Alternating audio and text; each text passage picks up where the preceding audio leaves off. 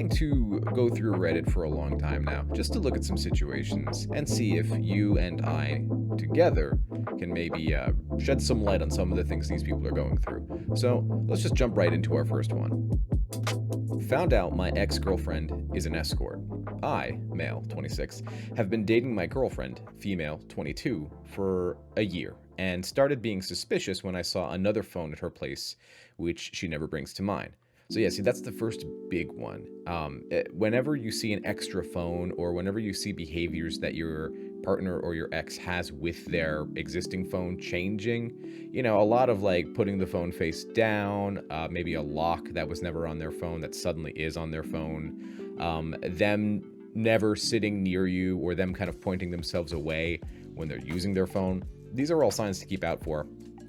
So she said that it's a work phone and she owns a clothing brand. My gut was telling me that something is up, and I saw her putting the password in her work phone during the day and unlocking it at night when she was sleeping. To say I was shocked to find out what I did would be an understatement. There were at least 15 different men that she was actively talking to and sleeping with, and even went to Dubai with one of them. Told me she's going on her own to unwind. I never doubted this. It sounds like the original poster, OP for those that don't use Reddit, maybe looked through the phone and found out evidence that she was talking to a bunch of different people and actively sleeping with them. I confronted her and she started crying and owned up to it, and also told me that she's kissed these men as well, which bothered me more than sex because it was protected. Okay. You're actively sleeping with other dudes. And would do it because it's good and quick money. I respect the hustle, but I just feel so blindsided. Now, why would you feel like that? You've been lied to, cheated on multiple times with 15 plus people. Your partner has been lying to you for over a year, putting your body in harm's way because you can't actually confirm that she is using protection. And even if she is, protection is not foolproof. But why would you feel blindsided? That's ridiculous. I asked her if she would have told me this if I hadn't found out, because I was planning to propose soon also. And she said, I honestly never wanted a single soul to find out, and I would have never told you, and I feel exposed that this thing came out totally against my will, and I'm upset that you went through my phone without my permission. Balls of steel. Balls of actual adamantium. Balls of, what's that stuff they make in Wakanda? Balls of that stuff. I forget the name. I'm actually shocked that I can't remember the name. But you guys get the idea. Look, I'm not going to sit here and say, yay, OP, good on you for, and remember, OP, original poster, that's just a Reddit term. Good on you for looking through your ex's phone or your girlfriend's phone. I'm not going to sit here and applaud that. I think that trust is usually the best way to go. But you can see that in this particular case, this person directly said, I was not going to tell you. I would have never told you. You never would have found out that I was actively cheating on you, even if the ex-girlfriend, I assume ex-girlfriend, we haven't read to the end yet, but even if this person just assumed, well, I was doing it before you, I was doing it during, I was doing it while I was with the last guy, it's not a cheating thing because I separated. In my mind, it is work. But no, it is directly lying and directly cheating. And she has admitted that she would continue to lie, and then tries to gaslight the original poster by saying, you shouldn't have gone through my phone without permission. It's like, I just found out you fucked 15 guys. What do you mean? Okay. I don't regret the fact that I went through her phone. She has quit since a month and is depressed and insecure and hating on herself, but said she might start again and will tell me beforehand. So I have a choice to decide if I still want to be in this relationship. How you're still in this relationship is beyond me, man. How you're still in this thing is just way beyond me. I still love her and do not think of her any different. And if she decides to start again, I would most likely still be with her because I love her that much. No, you don't love her that much. There's a difference between love and need. I was going to use a much meaner word, but I decided not to. Because the purpose of this isn't to make fun of people, but the purpose of this is to just kind of highlight, hey man, here's kind of some of the things that's going on in your situation. Here's how some of these things could be a little different. Here's how your partner could have handled this different. You have just caught your partner lying to you for over a year and cheating on you with not one, not 5, but 15 different men who are all actively having sex with her, making out with her, taking her on expensive trips. And she's played the victim and tried to gaslight you by saying, well, you shouldn't have gone through my phone. So really, you're the who's the real villain? I'm just having sex for money. And like, look, I'm not anti-sex work. It's not what I'm saying. I'm anti-lying and cheating, which is exactly what she was doing. Now, had she led with this thing and said, hey, you know what? I actually am into sex work. It's something that I do to make money, regardless of how you guys feel about sex work, because I understand that that's a weird subject for a lot of people. That's not the point, though. The point is, she did something she knew her partner would not be cool with for over a year, and then later admitted, I wouldn't have told you if you never found out. So I would have kept this lie going, regardless of what the lie was about. And then OP is saying, well, I love her that much, I'm going to stay with her. It's like, all right, dude, this relationship will not last. It will not last. But OP goes on to say, how to move forward with this? Am I being played? Yes, you are being played. Yes. Do I think that your partner is evil? I think your partner is young. I think your partner's making a lot of money. I think your partner's getting a lot of attention and validation. And the reason I say that is because in the post, this person said, she has quit and is depressed and insecure and hating on herself, right? So she quits sex work. Now she's not getting the money. Now she's not getting the attention, the affection, the sexual intimacy, etc. And now she's feeling depressed and insecure, right? Now, if she was depressed and insecure that she lied to her partner, that's one thing. I personally don't read it that way. You guys can let me know what you think in the comments. But this is just wild to me. I mean, this is just wild. If I was in OP's position, and my advice in this situation is you run for the fucking hills, right? This person has been lying to you for a very long time. This person has been actively cheating on you for a very long time. The main question you want to ask yourself here is this wedding material? Is this someone I could see myself with for a long period of forever, presumably? And OP said that they were going to give their girlfriend a ring. Sorry, I'm so used to saying X on this channel. OP said that they're going to give their girlfriend a ring, and I don't know how comfortable I would be in the situation giving my partner a ring after finding all this out. But that's just me. What do you guys think? Let me know down in the comments below. Hey, do me a favor, subscribe, hit like, all that good stuff. That's super helpful for me. And let's get to one more story before we end the video. All right, number 2, let's just dive right in. My boyfriend broke up because he's unsure of his feelings for me, but still wants to hang out and see where things go. Okay, so in situations like this, you can see right off the bat in the story, they're young. So you're going to find a lot of uncertainty, which is something you tend to see primarily when there is an attraction problem. That's usually when I tend to see it in my own coachings. It's you like the person's personality, but you're struggling to find them physically attractive is normally the case. It's not the case every time. If this has happened to you, it could also be something about the relationship or the compatibility isn't there. And when we say isn't there, we're not talking wholesale, right? We're not talking that nothing in the relationship's compatible and it never worked. What we're saying is that the person who is breaking up is hitting a wall in the relationship that they're finding hard to get around, right?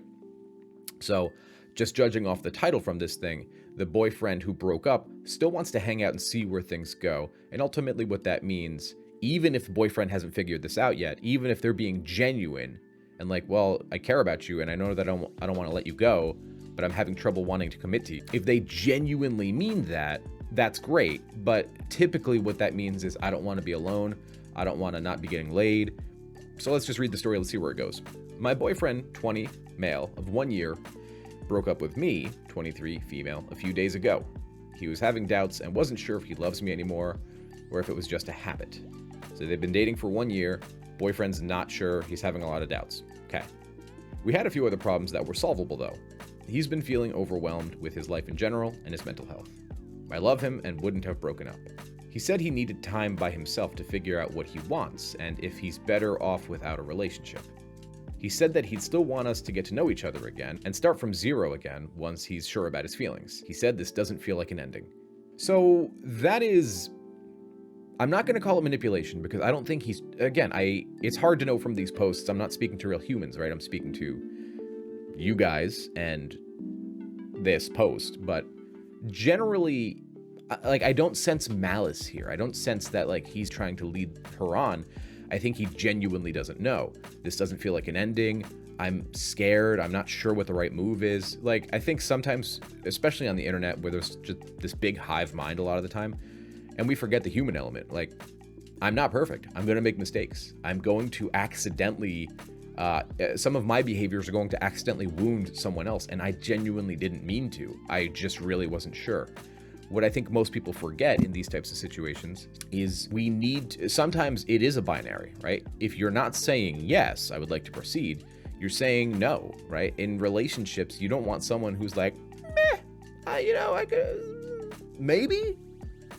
You don't want that, because then you're in a relationship where you have no security. And that is the breeding ground for anxiety. And anxiety is the breeding ground for arguments and problems, because one or both parties don't feel secure in the relationship. So it's wild how often we will hold on for dear life to someone who ultimately isn't sure about you. When's the last time you wanted to get married to someone you weren't sure about, right? You're putting yourself in a situation where you are feeling hurt, where you are feeling like trash because I'm not good enough. And if I was good enough, this person would want me. Obviously, this getting to know each other again wouldn't happen if he doesn't realize he doesn't love me and is better off without me. I guess in that case, we'd try to be friends. Don't do that. Don't be friends with your ex. It never works. It never works. It never works. We are talking right after a breakup. We're not talking a year later, right? We're talking right after a breakup. Don't try and be friends with your ex. It never works. I have never coached a situation where that works, because one or both parties are not being genuine, right? The dumpee, the person who's been dumped, wants to hang out with their ex, hoping to rebuild this thing. In this particular case, the dumper is feeding into the dumpee's hope that, like, this isn't an ending. This doesn't feel like an ending. We can be friends. We can rebuild. You guys just broke up a few days ago after 1 year of dating. What getting to know each other are we talking about here? No. But now if you completely go away and you give your ex an actual opportunity to miss you, you'd be surprised what happens, because they weren't expecting to lose you.